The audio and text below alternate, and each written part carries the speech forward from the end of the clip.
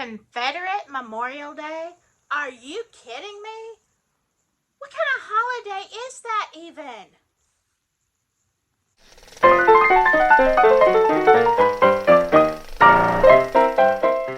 Hello there. And welcome to my channel. If you are new here, I am Lily. This is Avalon Cottage, and we may be talking about I don't know, anything, everything. We talk about all things Southern, and we do some home rental, though it's been kind of slow lately. But today, we are going to talk about really weird Southern holidays. Yeah.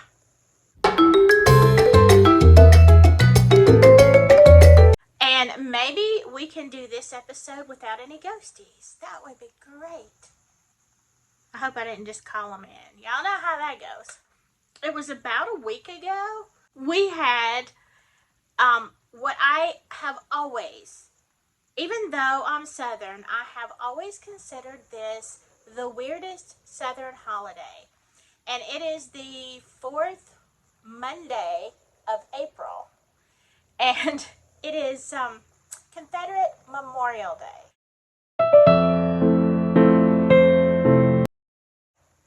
Now, that is just for the Confederate soldiers who died in the war.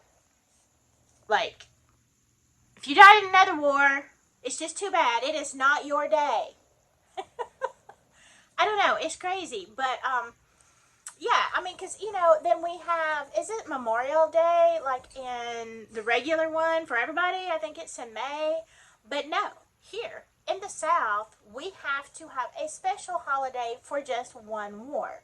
So, I mean, that's fine. I mean, people still have ancestors they talk about, that were in the war. It is a state holiday. And, state people get the day off. I did not. But, yeah, it's interesting. Now, let me add to that a couple of other holidays that you might not be aware of. Okay, this is in, I think it's the third, I don't know. Somewhere in January, we celebrate Robert E. Lee's birthday. Happy birthday to you.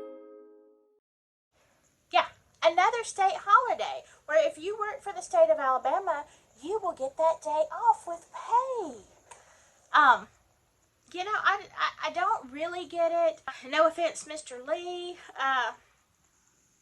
If you don't know who Robert E. Lee was, well, then you're not from the South. Robert E. Lee was the top general of this for the South in the Civil War, and Ulysses Grant was the Northern general. So, I mean, yeah, there are tons of people named Robert Lee and all that kind of stuff in Memorial. I don't know. But again, like if you've seen my other videos, we probably just call him Bobby Lee. Because that's what we do. Then the last holiday that is in June is Jefferson Davis's birthday. Again, a state holiday. Happy birthday! Jefferson Davis, if you don't know, was the president of the Confederate States during the Civil War back in 1860-ish, around there, 60 to 65. I can't remember when he actually took office. But anyway, we celebrate his birthday. Woo! Go Jefferson! And here's what I think is weird. We do all of these celebratory holidays for a war that we lost. Yeah. Why we want to celebrate that stuff, I don't know. Woohoo! We lost!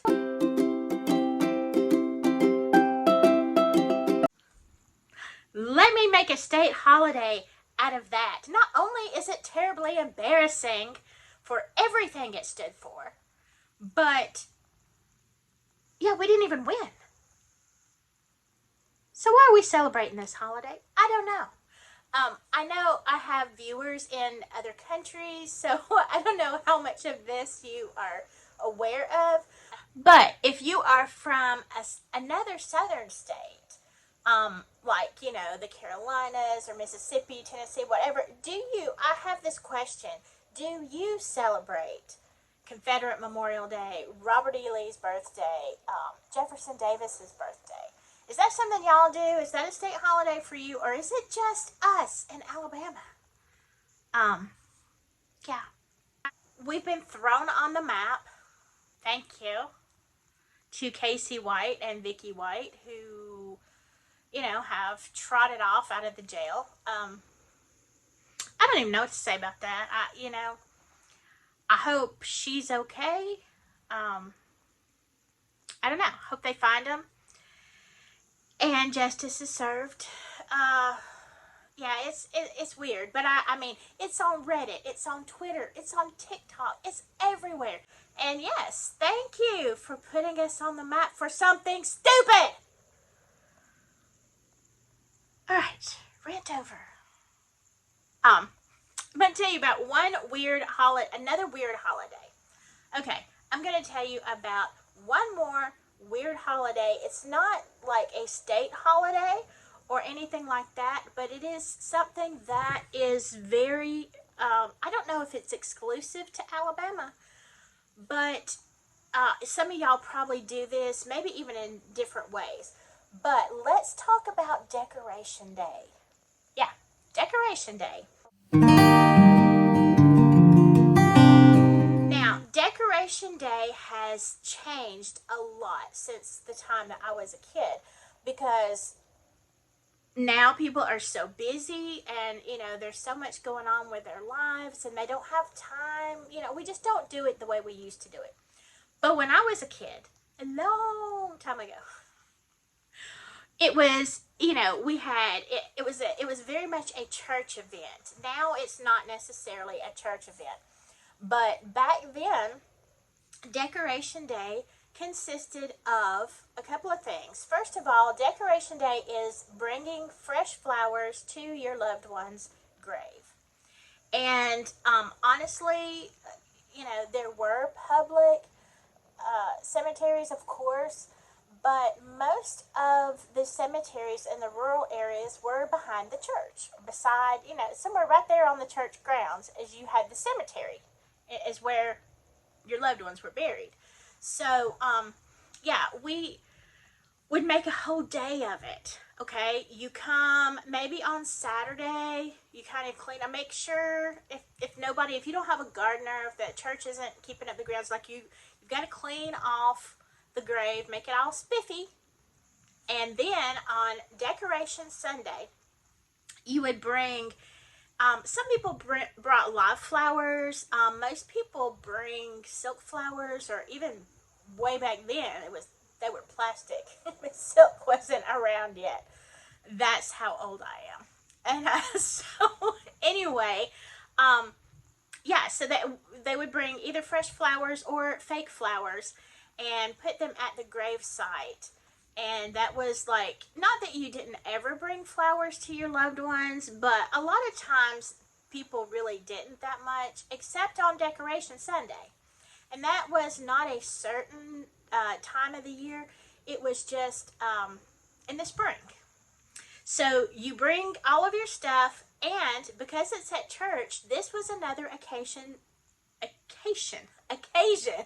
to have what we call dinner on the ground.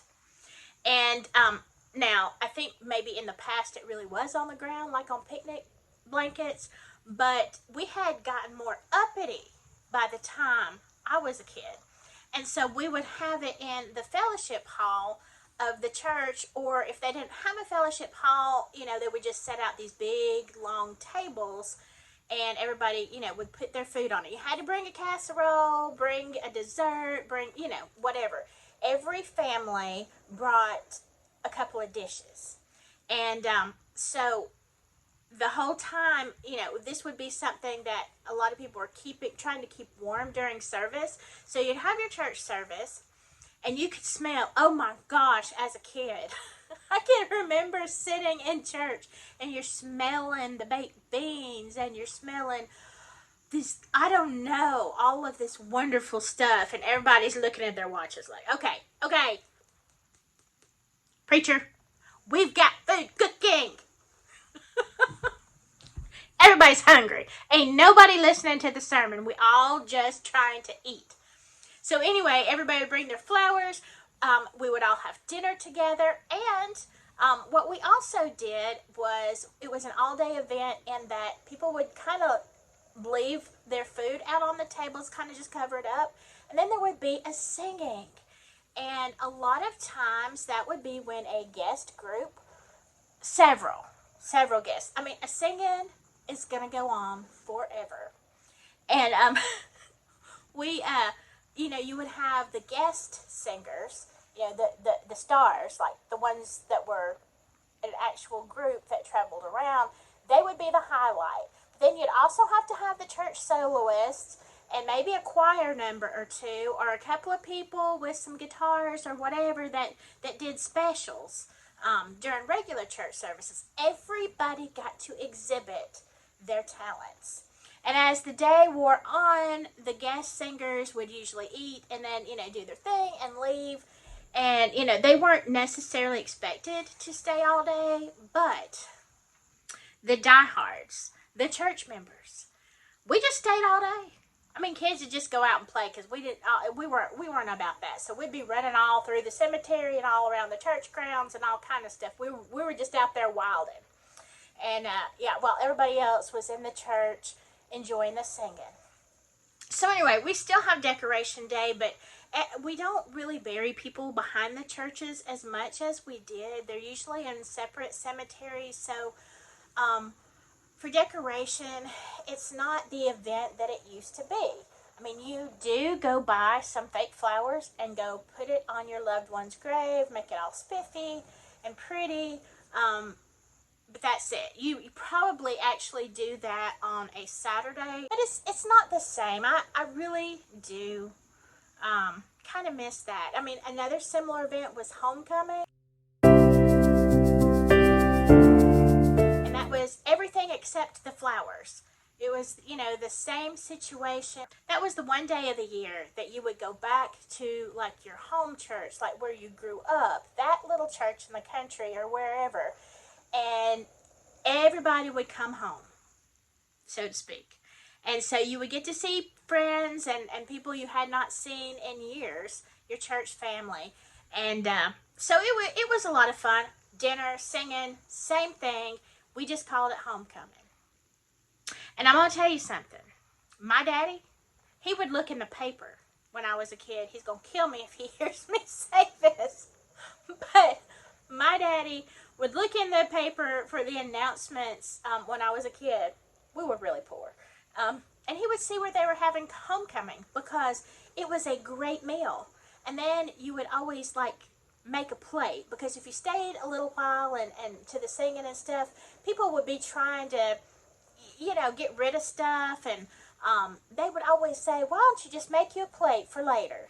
Well, my dad would make 3 plates for later. It was crazy. I was always instructed to get a plate for the afterwhiles. Yeah, that's what you call them, the afterwhiles. So you'd have lunch and dinner, and it was a free meal. And all it cost you was the gas to get there. Yeah, it's kind of embarrassing now, but, it is what it is. So that is our weird Southern holidays, all about the Confederate War that we lost, and some decoration and homecoming. That's how we did it. And I have to say, I don't have any real love for the Confederacy, but I do miss decoration and homecoming Sunday, because ain't nobody can cook like a Southern grandma in the church. Okay, so I hope you enjoyed this video. I hope it gave you a little bit of insight into our culture.